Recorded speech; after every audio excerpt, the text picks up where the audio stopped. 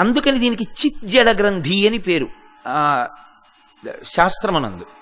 ఇప్పుడు ఈ జడము ఎంతసేపు పని చేస్తుందంటే చిత్తు దీని యందు ఉన్నంతసేపు, చైతన్యం ఎంతసేపు ఉంటుందో అంతసేపు ఈ జడము జీవుడికి ఉపకారాన్ని చేయగలదు. ఈ చైతన్యాన్ని సక్రమంగా వినియోగించకపోతే ఈ జడమే జీవుడికి అపకారం చేయగలదు. మీరు చాలా జాగ్రత్తగా నేను చెప్పిన విషయాన్ని పట్టుకోవాలి. ఇది మీరు పట్టుకోలేనంతసేపు అనుష్ఠాన ప్రక్రియ యందు ఎప్పుడు ఎక్కడికి ఎందుకు వెళ్ళి ఏం చేస్తున్నామన్న దాంట్లో ప్రయోజనం ఏమీ ఉండదు. అసలు ప్రయోజనం అంతా ఇక్కడే ఉంటుంది. చిత్తుని చైతన్యమును జడమును జీవుని యొక్క అభ్యున్నతి కొరకు వాడుకోవడం నేర్చుకోవాలి బుద్ధి చేత. ఎంతసేపు ఉంటుంది ఈ చైతన్యం? నిత్యమా జీవితము నీటిపై బుగ్గా అంటారు. ఎవరికి తెలుసు?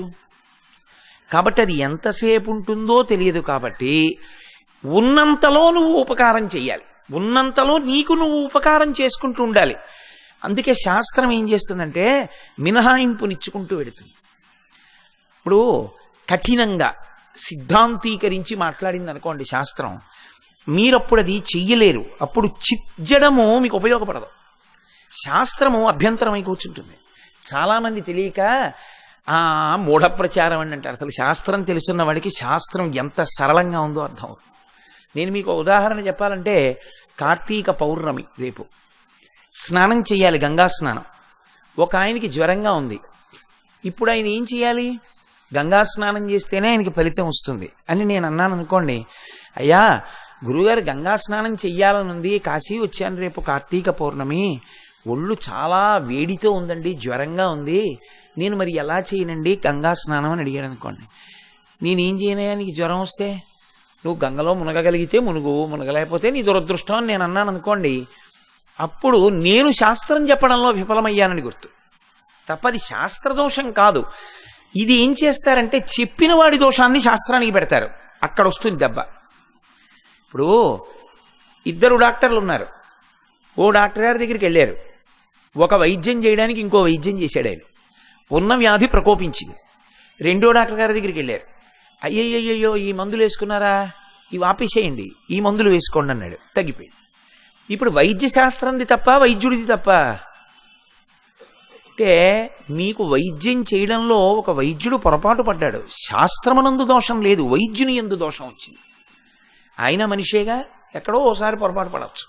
కానీ కొన్ని పొరపాట్లు ప్రమాదకరం కాబట్టి అసలు ఆయన అలా పొరపాటు పడకూడదు అని అపేక్షిస్తాం.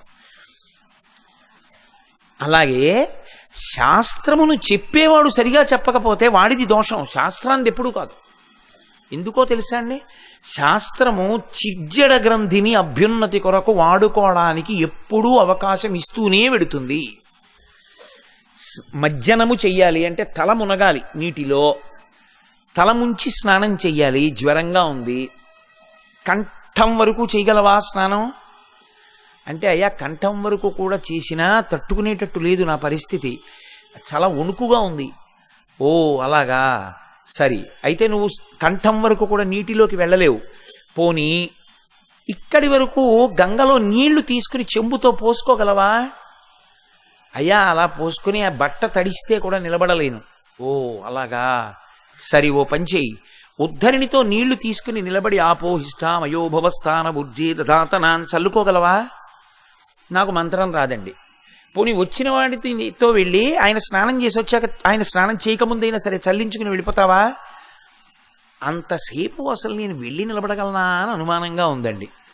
పోనీ దూరంగా ఆ ఘాట్లో నిలబడి ఒక్కసారి గంగవంక చూసి గంగా అన్నది గంగా అన్నది గంగా అన్నది అని వెళ్ళిపోతావా?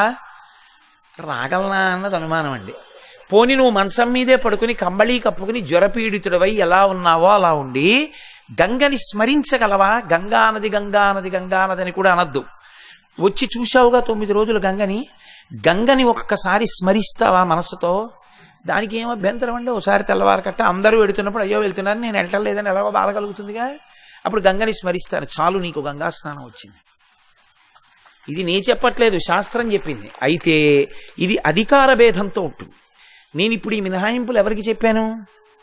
జ్వరపీడితుడైన వాని యొక్క స్థాయిని బట్టి చెప్పాను. కంబళీ కప్పు పడుకుంటే బాగుంటుంది, హాయిగా ఎందుకు వచ్చిన గొడవ, గంగలోకి వెళ్ళక్కర్లేట్టని పడుకుని స్మరిస్తే పాపం వస్తుంది. ఎందుకంటే చిజ్జడ గ్రంథి బాగుంది, నువ్వు వెళ్ళగలవు.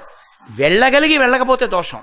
చిజ్జడ గ్రంథి యందు దీన్ని తీసుకెళ్ళడానికి అవకాశం లేకపోతే అప్పుడు చాలా దగ్గర మార్గం చేత నువ్వు దాన్ని పొందవచ్చు.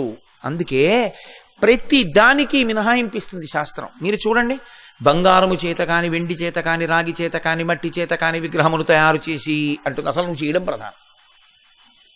నా దగ్గర బంగారం లేదండి, వ్రతం ఎగ్గొట్టేస్తానన్నట్టు. మట్టితో చెయ్యి చాలు. మట్టితో కూడా వినాయక వ్రతం చేయలేకపోతే ఓ పసుపు ఇలా ముద్ద పెట్టి బొట్టెట్టు, వచ్చేస్తాడు ఆయన. ఆయనంత తేలిగ్గా వచ్చేవాడు ప్రపంచంలో ఇంకోళ్ళేడు. వ్రతం మాత్రం మానేకు. శాస్త్రం ఎప్పుడు చెప్పినా అభ్యున్నతికి ఆస్కారం ఇస్తూ ఉంటుంది. అయ్యా నేను దశదానాలు చేయలేనండి, గుమ్మడి పండు మీద గంధపు చెక్క పెట్టి నీళ్లు పోసి ధారపోసి నువ్వు దశదానాలు చేసినట్లుగా నీ ఖాతాలో వేసేస్తాం.